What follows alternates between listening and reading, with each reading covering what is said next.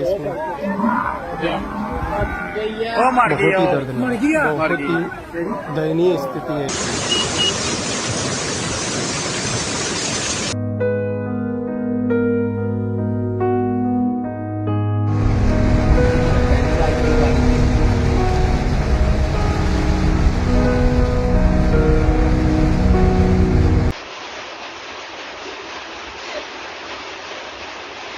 आप इस आवाज को सुन रहे हैं?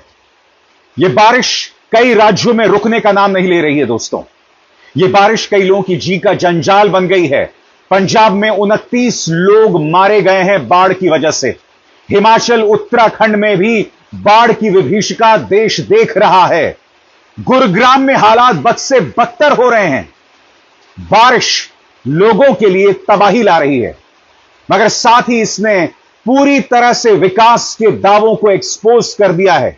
डबल इंजन की सरकारों को एक्सपोज कर दिया है।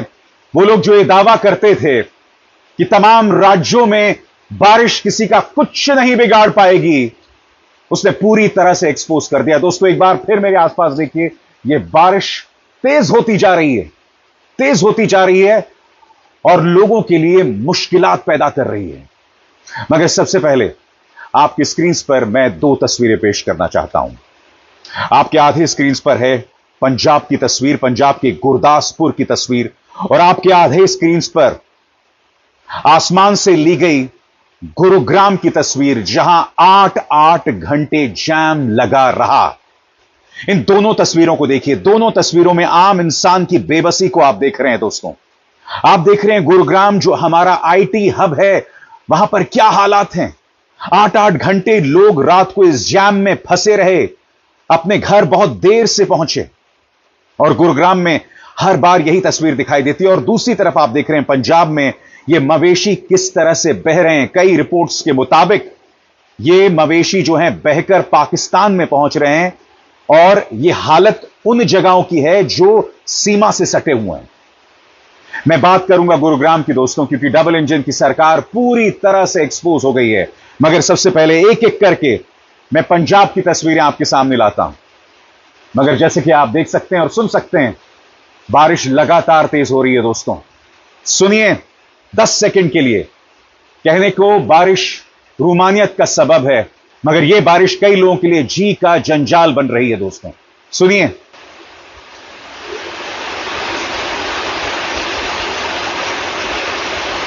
सबसे पहले मैं शुरुआत पंजाब के साथ करना चाहता हूं दोस्तों। पंजाब के अंदर सबसे पहले वो वीडियो, इसमें कुछ लोग अपने मवेशियों को बचाने में लगे हुए हैं। पीछे एक व्यक्ति कहता हुआ सुनाई देता है कि यह तस्वीर, यह वीडियो गुरदासपुर का है। देखिए, यह बेबसी बहुत कुछ कहती है। क्या क्या देखने को मिल रहा है। आदमियों को तो बचा लिया है। ये देखिए, ये देखो आदमी, इनको तो बचा लिया, पर बेचारे जानवरों को कोई बचाने वाला नहीं। ये वीडियो है गुरदासपुर पंजाब से। आप देखिए, हजारों की संख्या में ये भैंसें हैं वहाँ पे, बह रही है। अब क्या बोल सकते इसमें। बहुत ही दर्दनाक, बहुत ही दयनीय स्थिति है ये।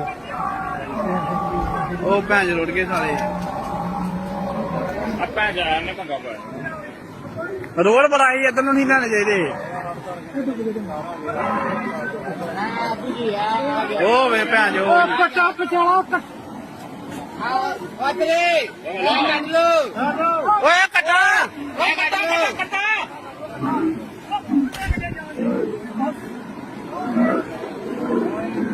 ओए कटा पे डूब गया, कटा भूल गया, कटा मर पा, कटा चौका कटा। अभी एक और वीडियो देखिए दोस्तों। एक कुत्ता एक पत्थर के ऊपर है।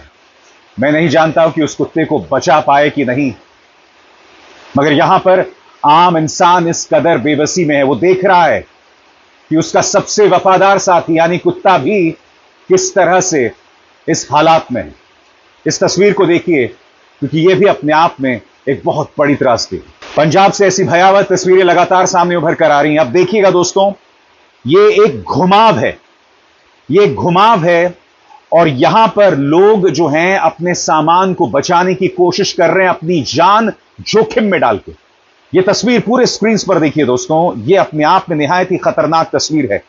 किसान अपना सामान, अपने मवेशी बचाने में लगे हुए हैं और इसके चलते कई लोग मारे गए हैं। यह एक राष्ट्रीय आपदा है और केंद्र सरकार को जल्द इसे राष्ट्रीय आपदा घोषित करनी चाहिए। प्रधानमंत्री नरेंद्र मोदी की अब तक इस मुद्दे पर कोई प्रतिक्रिया नहीं आई है, मगर अभी, जी हां, अभी जबकि वो चीन से लौटे हैं तो सूत्रों के हवाले से कहा जा रहा है, जी हां, सही सुना आपने, सूत्रों के हवाले से कहा जा रहा है कि उन्होंने मुख्यमंत्री भगवंत मान से बात की है। और जहां तक पंजाब की आम आदमी पार्टी सरकार है, वो तो गिड़गिड़ा रही है साहब। अरविंद केजरीवाल अपील कर रहे हैं कि पंजाब को बचाओ, क्योंकि स्वाभाविक सी बात है, केंद्र सरकार जो है इस मुद्दे पर सक्रिय नहीं दिखाई दे रही। मैं आपको बतलाना चाहता हूं कि अरविंद केजरीवाल कितने बेबस हो गए हैं। आपकी स्क्रीन पर उनका बयान। पंजाब में बाढ़ पीड़ित लोगों की मदद कीजिए, आप कहीं से भी उन्हें मदद भेज सकते हैं। आम आदमी पार्टी के दुनिया भर के सभी कार्यकर्ताओं से मेरी अपील है कि वे इस भीषण त्रासदी में दिल खोलकर मदद करें। और मैं आपको बतलाना चाहता हूं कि बाकायदा आपके पूरे स्क्रीन पर दोस्तों यह संदेश है, पंजाब के बाढ़ प्रभावित परिवारों की मदद के लिए आगे आएं।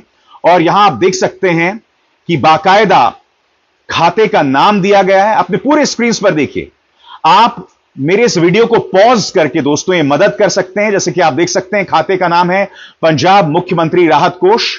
खाते की संख्या की बात करें तो 001-934-001-000-589।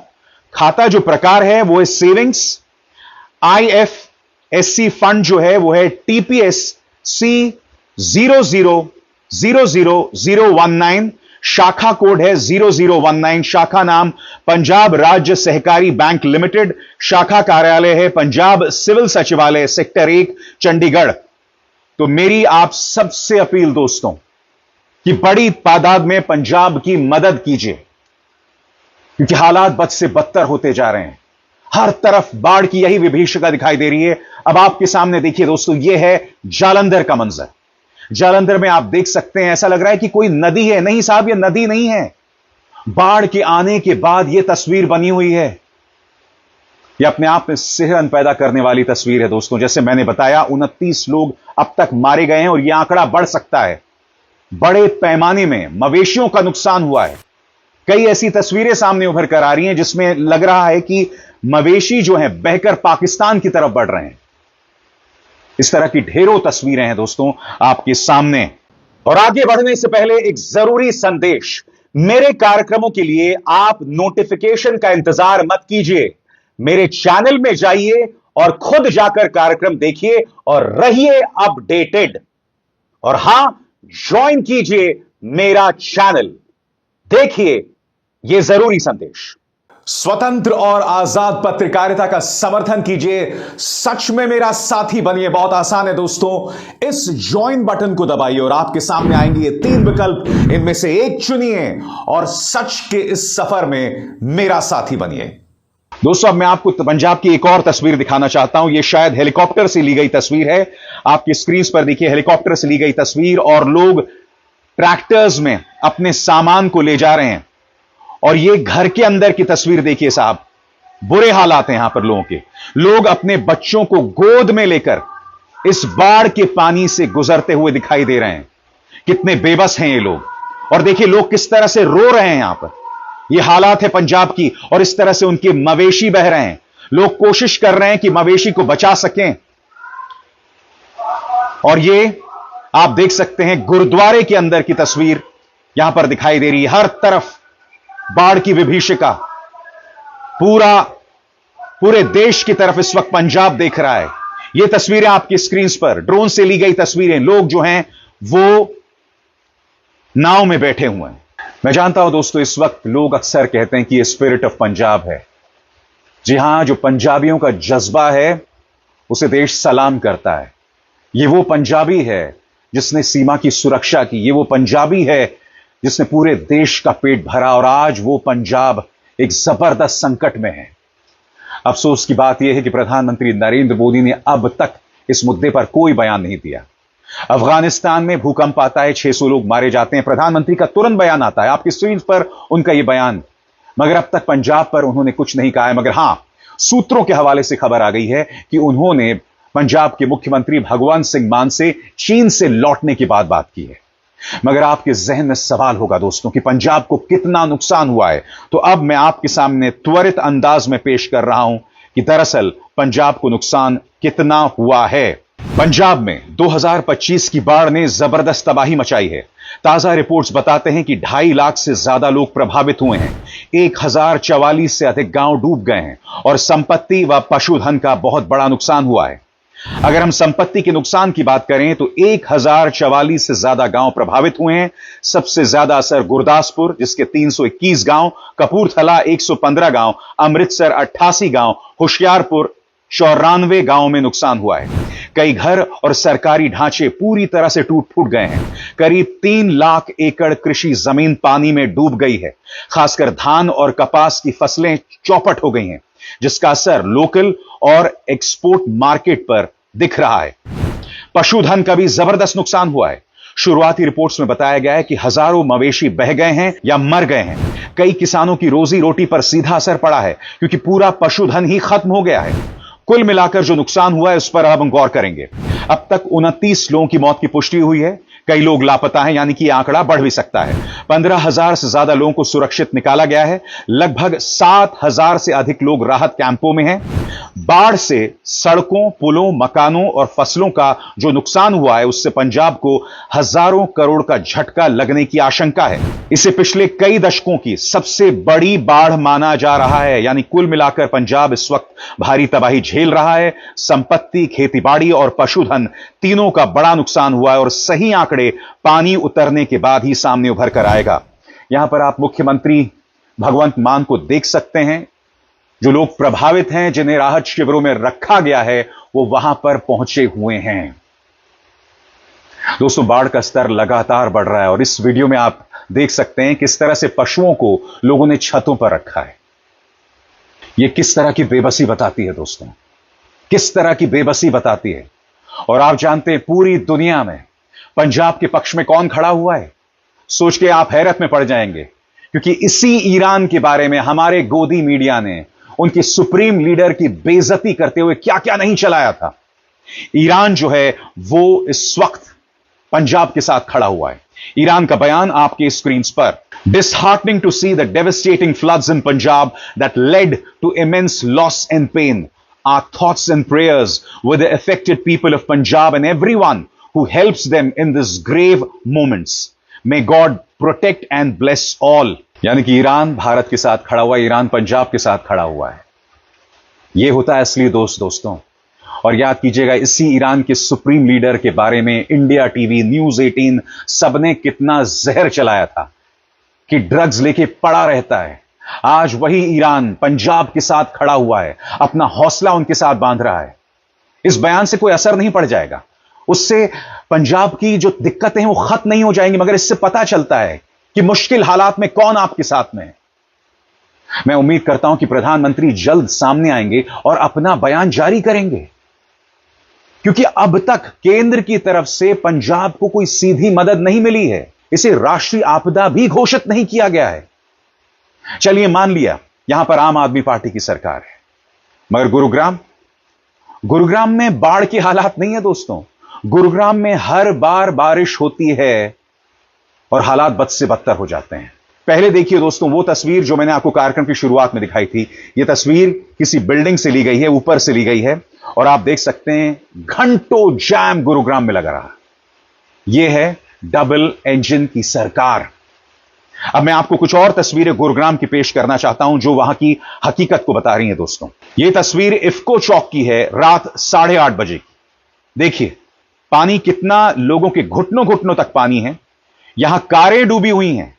औरतों की बेबसी यहां पर आप देख सकते हैं। इफ्को चौक की हालत है दोस्तों, जहां से सटा हुआ है गुरुग्राम का आईटी हब। लोगों की बेबसी यहां पर दिखाई दे रही है। मैं आपसे पूछना चाहता हूं, इस तस्वीर के लिए जिम्मेदार कौन है?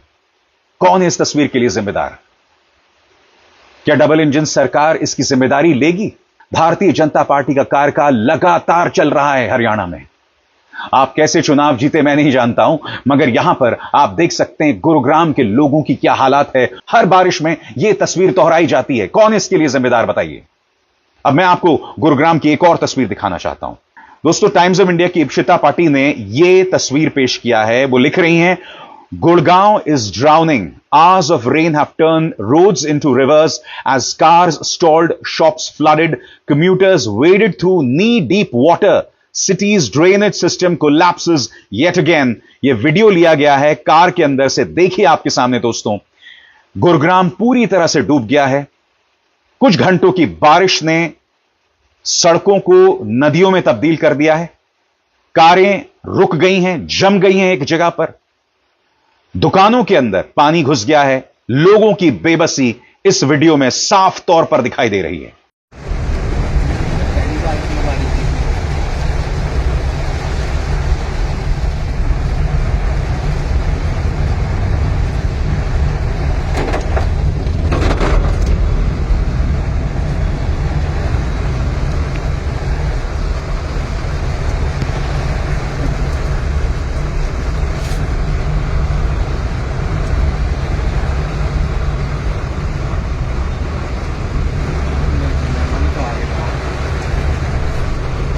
दोस्तों, गुरुग्राम से ही मैं अब आपके सामने एक और वीडियो पेश करना चाहता हूं। नरेश गुप्ता का ये वीडियो है।